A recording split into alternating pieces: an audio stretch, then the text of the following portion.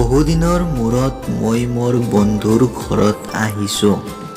ঋষি আৰু মোৰ বন্ধুত্ব সঁচাকৈ বুজাব নোৱাৰা গভীৰ। ঋষিৰ মাকৰ দৃষ্টিত মই তেখেতৰে সন্তান। নিজৰ ব্যস্ততাৰ বাবে ইমান দিন আহিব পৰা নাছিলোঁ। আজি বহুদিনৰ মূৰত আহি মোৰ বহুত ভাল লাগিছে। ৰাতিপুৱা শুই উঠি পেপাৰখন হাতত লৈছোঁ। এনেতে চাহ খাওক। আৰে, মোৰ সপোন ৰাণীয়ে মোৰ বাবে চাহ লৈ আহিছে।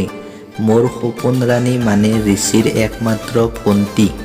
মোৰ মনটোৱে তাইক বিচাৰে, কিন্তু মই ক'বহে পৰা নাই। জানোচা, ঋষি মোৰ লগত বন্ধুত্বৰ সম্পৰ্ক শেষ কৰে। কি হ'ল, চাহ খাওক আকৌ। নিৰ্জুৰ মাতত মোৰ মনটো সপোনৰ পৃথিৱীখনৰ পৰা ঘূৰি আহি বাস্তৱ পালে। খাওঁ ৰ'বা। আপোনাক বহুদিনৰ মূৰত দেখি কিমান ভাল লাগিছে ক'ব নোৱাৰোঁ। মোক দেখি ভাল লাগিছে মানে নিৰ্জুই? মোৰো। ভাবিছিলোঁ মোক পাহৰি গ'ল। তোমাক? ধেৎ, কি কৈছে? তাৰমানে নিৰ্জুও মোক মনে প্ৰাণে বিচাৰে। মজা। আজিয়ে মনৰ কথা কোৱা ভাল সুযোগ। নহয় মানে, আমাৰ কথা পাহৰিলেই চাগে। কথাটো তাই সলাই পেলাবও পাৰে। ছোৱালী মানুহবোৰ আমাৰ ল'ৰাবোৰৰ দৰে নিলাজ নহয়তো। তাই আৰু মোক নিজে দেখাবনে যে তাই মোক ভাল পায়। নিৰ্জু, তোমাৰ খবৰ? বেয়া। কিয়? জানেইচোন, মনৰ মানুহবোৰ যেতিয়া দূৰে দূৰে থাকে মন আৰু কেনেকৈ ভাল হ'ব। তাৰমানে নিৰ্জুই মোক ভাল পায় সঁচা। সেইকাৰণে তাই মোৰ আগত ট্ৰেজেডি ফালিছে। মই একো ক'ব নোৱাৰা হৈ তাইৰ হাতখনত ধৰিলোঁ। নিৰ্জু, তুমি মনৰ কথা বুজিছা। ৰাগ দা, চাও এৰি দিয়ক। কি কৰিছে আপুনি? নিৰ্জু, তোমাক মই ভাল পাওঁ।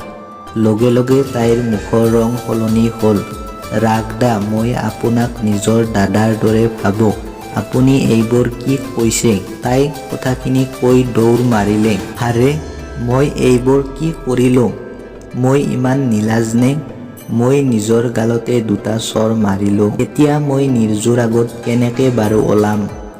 আৰু তাই যদি খুৰা-খুৰীৰ আগত কয়, নাই নাই, মই মৰিলোঁ আজি। হে প্ৰভু, কিয় আহিছিলোঁ বাৰু মই? কি কৰোঁ এতিয়া মই? কিছু সময় পাছত মই অলপ ফুৰিবলৈ ওলালোঁ। ৰাগ, ক'ত যোৱা? খুৰী, নাই, এনে অলপ ফুৰি আহোঁ। সোনকালে আহিবা। হ'ব খুৰী। মই ওলাই আহিলোঁ। পদূলি মুখত নিৰ্জু ৰৈ আছে। মোৰ অণ্ঠকণ্ঠ শুকাই গ'ল। ক'ত যাব? তাই মোক কিবা সুধিছিলে। মই কোনো গুৰুত্ব নিদিয়াকৈ আঁতৰি আহিলোঁ। শেষত মই ৰঙানদীৰ পাৰত বহিম বুলি ওলাই গ'লোঁ। এটা সময়ত মই ৰঙানদী পালোঁ। ভয়ংকৰ ৰঙানদীৰ এতিয়া শান্ত ৰূপ। নদীৰ বালিচৰতে মই বহি ল'লোঁ। ঐ, কোন ক'ত আছ? মোৰ মানুহজনক ৰঙানদীয়ে লৈ গ'ল। মানুহজনক উদ্ধাৰ কৰচোন। মই আচৰিত। কোনে চিঞৰিলে? কিন্তু এয়া কি? মোৰ কাষতে দেখোন এজনী অৰ্ধনগ্ন মহিলা বহি আছে। আচলতে মই তেওঁক লক্ষ্যই কৰা নাছিলোঁ। কি হ'ল মানুহজনীৰ মোৰ জানিবলৈ বৰ মন গ'ল। মই মানুহজনীৰ ওচৰ চাপিলোঁ। দেখিলোঁ নদীখনৰ পানীত এটি ৩ বছৰীয়া শিশুৱে উলংগ খেলি আছে। কিন্তু কোন মুহূৰ্তত সি পানীত উটি যাব কোনেও ভাবিব নোৱাৰিব। মই গৈ তাক পানীৰ পৰা পাৰলৈ লৈ আহিলোঁ। মই মানুহজনীৰ কাষতে বহি ল'লোঁ। কিন্তু তেওঁৰ অৰ্ধনগ্ন ৰূপটি দেখি মোৰ ভাল নালাগিল। মই তেওঁক মোৰ চাৰ্টটি খুলি পিন্ধিব দিলোঁ। মহিলাজনীয়ে এক আচৰিত ধৰণৰ হাঁহি মাৰি মোক ক'লে, জেঠমহীয়া ৰ'দত যেতিয়া ভুই ৰুবলৈ যাওঁ তেতিয়া আমি এনেকুৱা চাৰ্টে পিন্ধোঁ। বৰ আচৰিত, দেখাত বৰ ধুনীয়া মহিলা। কিন্তু এতিয়া যেন তেওঁৰ সৌন্দৰ্য কিছু ক্লান্ত হ'ল। বাইদেউ, তেওঁ আকৌ এটা হাঁহি মাৰিলে। মোক কোনোবাই আজি বাইদেউ বুলি মাতিছে। মই তোমাৰ বাইদেউ। সঁচাকৈ নে? সঁচা বাইদেউ, আপুনি মোৰ বাইদেউ। বাইদেউ, অথনি যে আপুনি চিঞৰি উঠিলে কিয়? পাহৰিলোঁ। যোৱা ভাইটি, ৰঙানদীয়ে মোৰ মানুহজনক উটুৱাই নিলে। যোৱা, তুমি তেওঁক উদ্ধাৰ কৰা। আকৌ মানুহজনীয়ে চিঞৰিব ধৰিলে, হে নাই নাই ভাইটি, তেওঁ মৰি গ'ল। মৰি গ'ল? কি ক'ম মই একো ভাষা নাপালোঁ। বাইদেউ ক'বনে আপোনাৰ কি হৈছে? কম। ৰ'বাচোন, মোৰ ভোক লাগিছে। একো খাব পোৱা নাই ভাইটি, নদীৰ পানীকে খাই আহোঁ। লগে লগে তেওঁ নদীত নামি গ'ল আৰু নদীৰ পানী খাব ল'লে। আৰু কেঁচুৱাটিয়ে মোৰ কোচত বহি আছিল। ই মোৰ হাতখন তাৰ মুখলৈ নি মোৰ আঙুলিকেইটা চুপিব ধৰিলে। ভগৱান, মানুহৰ জীৱনত যন্ত্ৰণা কিয়? কিয় কোনোবা অট্টালিকাত আছে, খোৱা বস্তু কুকুৰক খুৱাইছে আৰু মহিলাজনী আৰু কেঁচুৱাটিৰ লগত কিয় এই অৱস্থা? ইমান স্বাৰ্থনে? মানুহজনী আহি আকৌ মোৰ কাষত বহিলে। বাইদেউ ক'বনে? কম। মোৰ স্বামীৰ নাম আছিলে ৰাজু। খেতি আছিল আমাৰ জীৱনৰ একমাত্ৰ আশা। মোৰ ঘৰ সৌ গাঁওখনত। মোৰ দেউতা শিক্ষক আছিলে। মোৰ এজনী ভণ্টি আৰু এজন ভাইটি আছিলে। এদিনাখন এইখন গাঁৱৰ ৰাজুৱে মোক প্ৰেমৰ প্ৰস্তাৱ দিছিলে আৰু মই ক'ব নোৱাৰাকৈ ৰাজুৰ প্ৰেমত পৰিছিলোঁ। ৰাজুৰ আপোন বুলিবলৈ কোনো নাছিলে। তাৰ মাক দেউতাকৰ মৃত্যুৰ পাছত সি অকলশৰীয়া হৈছিল আৰু এদিনাখন মোৰ বিয়াৰ কথা মোৰ ঘৰত ওলাল। এজন ভাল ব্যৱসায়ীয়ে হেনো মোক চাব আহিব। ৰাজু, কোৱা, মোক ঘৰৰ পৰা বিয়া দিয়াৰ আয়োজন কৰিছে। তুমি কি কোৱা? মই কি ক'ম? তুমি যদি সঁচা প্ৰেমৰ মূল্য বুজি পোৱা মই জানো তুমি মোক এৰি নোযোৱা। এনেকে কৈ ৰাজু মোৰ কাষৰ পৰা গুচি গৈছিল। মই বুজিছিলোঁ সি অন্তৰত আঘাত পাইছিল। মই ঘৰত গৈ আজি ৰাজুৰ কথা কোৱাৰ সিদ্ধান্ত ল'লোঁ, কাৰণ প্ৰেম সাহস অবিহনে হ'ব নোৱাৰে। দেউতা, মই ৰাজুক ভাল পাওঁ। ৰাজু মানে সেই অকলশৰীয়া ৰাজু? হয় দেউতা। ঠিক আছে, কালি সন্ধিয়াকে তাক আমাৰ ঘৰত মাতিবি। মোৰ মনটো অকণমান ভাল লাগিল, কাৰণ দেউতাই তাক মাতিছে। মই ৰাজুক মাতি পঠালোঁ। সেইদিনা সন্ধিয়া ৰাজু আমাৰ ঘৰত আহিল। দেউতাই ৰাজুক ভিতৰৰ কোঠাত মাতি লৈ গ'ল। তই মোৰ ছোৱালীৰ প্ৰেমত পৰিছ? হয়। কিমান দিন হ'ল? 3 বছৰ। ঠিক আছে, তই 3 মিনিটৰ ভিতৰত তাইক পাহৰি যা। কিন্তু? কোনো কিন্তু নাই। এজন ভিক্ষাৰী হৈ তই কেনেকে ভাবিলি যে তই মোৰ ছোৱালী বিয়া কৰিবি? দেউতাৰ কথাত সি ভাগি পৰিছিল। সি কান্দি কান্দি আমাৰ ঘৰৰ পৰা ওলাই গৈছিল। মই যে নিৰুপায়, একো ক'বও পৰা নাছিলোঁ। মই সিদ্ধান্ত লৈছিলোঁ যেনেকে নহওক মই ৰাজুৰ হ'মেই।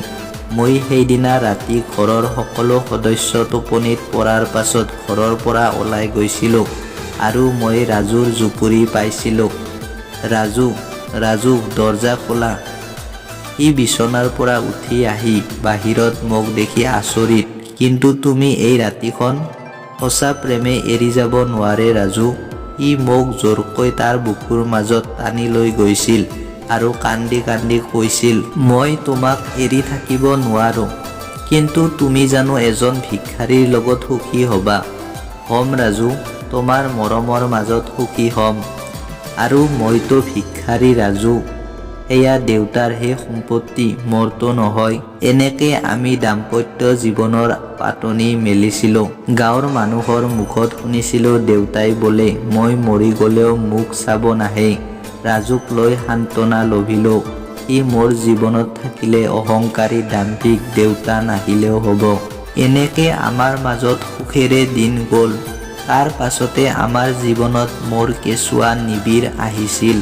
অতিকৈ সুখৰ ঘৰ এখন। তৰালি, ৰাজুই মোক কিবা ক'ব বিচাৰিছিল। কোৱা। আমাৰ নিবিড় মাজত শুই আছিল। তাৰ গাৰ ওপৰত মোৰ হাতখন থৈছিলোঁ। মোৰ হাতখনৰ ওপৰত আকৌ ৰাজুৰ হাত। মাজৰ ব্যৱধানখিনি ভেদ কৰি মোৰ আৰু ৰাজুৰ মূৰ দুটা লগ লগোৱা আছিল। আমি দুখীয়া মানুহ। কিহৰ দুখীয়া আমি? টকা পইচাৰ? কিয় হ'ব? লঘন নপৰাকৈ এসাঁজ খাই আছোঁ। আছে মৰম ভাল পোৱা আৰু কি লাগিছে আমাক? কিন্তু আমাৰ নিবিড়ৰ ভৱিষ্যতটো কি হ'ব তৰালি? হ'ব, তুমি ইমান চিন্তা কৰিব নালাগে। সময়ত সকলো ঠিক হ'ব। শুই যোৱা। নুশু। কিয়? কি হ'ল আকৌ? মোক কিবা এটা দিব লাগিব, তেতিয়াহে শুম। বদমাছ। মই ৰাজুৰ কপালত ওঠ থোৱাৰ লগে লগে আমাৰ নিবিৰে সাৰ পাই কান্দিব ধৰিলে। ৰাজুক দিয়া নহ'লগৈ। কি হ'ল তৰালি? দেখা নাই নিবিৰে সাৰ পালে? না, মোক দিব লাগিব। ধেৎ, কি নিলাজ। তুমি ল'ৰাৰ আগত নাপাই দে। এনেকে ফূৰ্তিত হাঁহি ধেমালিৰ মাজেৰে আমাৰ সময়বোৰ গৈ আছিল। হয়তো কিমান সুখী আছিলো বুজাব নোৱাৰিম। এইবাৰ আমাৰ খেতি বাতি বহুত ভাল হৈছিল। সেই কাৰণে ৰাজুৰ মনত আনন্দৰ সীমনা নোহোৱা হ'ল। ৰাজুক পথাৰত সহায় কৰিবলৈ ময়ো গৈছিলোঁ। ৰাজু, কি কৰিছা? ৰাজুই মোৰ গালত বোকা লগাই দিছিলে। মৰম কৰিছোঁ আকৌ। ধেৎ পাগল, পথাৰৰ মাজত মৰম কৰে নেকি? নকৰে নেকি? ৰ'বা তেনেহ'লে। ৰাজুই আহি মোক এইবাৰ গোটেই দেহতে বোকা ছটিয়ালে। ৰাজু এৰি দিয়া, কোনোবাই দেখিব। ঐ ৰাজু, কি কৰিছ হয়নে? সেইফালৰ পৰা চুবুৰীয়া ৰংমন কাই চিঞৰিলে। কাইটি, হোলী খেলিছোঁ। সেইদিনাই আমাৰ শেষ হাঁহিৰ দিন। সেইদিনাৰ পৰা নেৰা নেপেৰা বৰষুণ। লাহে লাহে সকলো মানুহৰ চিন্তা বাঢ়িল। ইতিমধ্যে খেতি পথাৰৰ সকলোবোৰ বিনষ্ট হ'ল। তৰালি, কি ভাবিলোঁ, কি হ'ল? দুখ নকৰিবা, এনেকে চলিম আমি। হ'ব, ভগৱানে কিবা এটা ৰাস্তা দেখাব। বৰষুণ হ'লে নকমিল, পানী বাঢ়িয়ে থাকিল। শুনিলোঁ ৰঙা নদীৰ পানী হেনো তীব্ৰ গতিত বাঢ়িছে। পেটত ভাত নোখোৱা হ'ল, চকুত টোপনি নোহোৱা হ'ল। পিছদিনাখন শুনিলোঁ মানুহৰ চিঞৰ বাখৰ। ঐ, মথাউৰি ভাঙিলে, সকলো বল, সকলো উটুৱাই নিলেও মুহূৰ্ততে সকলো সাগৰ সদৃশ হ'ল। মানুহৰ কান্দোনৰ ৰোল উঠিল। গাঁৱৰ মানুহবোৰে উদ্ধাৰত নামিল। আমাক নিবলৈ ৰংমন কাই নাওখন লৈ আনিলে। ঐ ৰাজু, তৰালি, আহ। মই গৈ নাওত উঠিলোঁ। ৰাজুৰ কান্ধত নিবিৰ। সি নিবিৰক নাওত বহাই দিয়াৰ লগে লগে বাঢ়নী পানীয়ে ৰাজুক উটুৱাই লৈ গ'ল। তাক আৰু কোনেও বচাব নোৱাৰিলে। ৰাজুই মোক আৰু নিবিৰক এৰি গুচি গ'ল। পানী কমিল। সেই বানপানীয়ে আমাৰ সকলো শেষ কৰি পেলালে। আমাৰ ঘৰৰ একো অস্তিত্বই নাথাকিল। খাবলৈ ভাত নাই, থাকিবলৈ ঘৰ নাই, পিন্ধিবলৈ কাপোৰ নাই। মই কণমানি নিবিৰক বুকুত সাৱটি মাৰ ঘৰলৈ আহিলোঁ। কিন্তু একো নাছিল। এতিয়া মই মানুহজনৰ বাবে ইয়াত ৰৈ থাকোঁ। ঐ, মোৰ মানুহজনক বচা। আকৌ চিঞৰিলে। সঁচাকে বৰ মৰ্মান্তিক। ধন্যবাদ প্ৰিয় বন্ধু বান্ধৱীসকল। আজিৰ কাহিনীটো পঢ়ি কেনেকুৱা পালে কমেণ্ট বক্সত জনাবলৈ নাপাহৰিব। আৰু পাৰিলে লগৰ বন্ধু বান্ধৱীৰ সৈতে অকণমান শ্বেয়াৰ কৰি দিব। ধন্যবাদ।